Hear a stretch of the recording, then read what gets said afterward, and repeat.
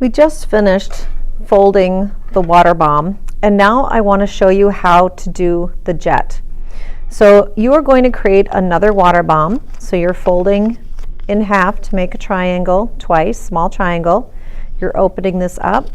You're folding in half in the middle once, and then you are going in and you are folding in your fold. So you're going to make another water bomb. So you're starting off with a water bomb.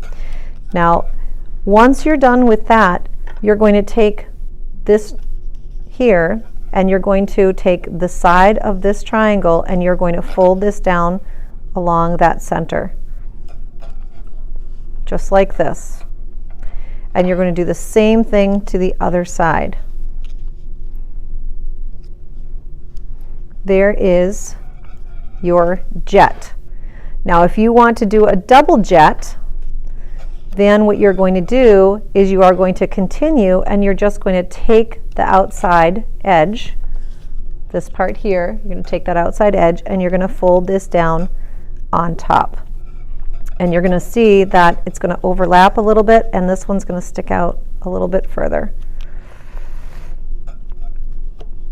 Making sure we're pressing nice and hard on those new folds.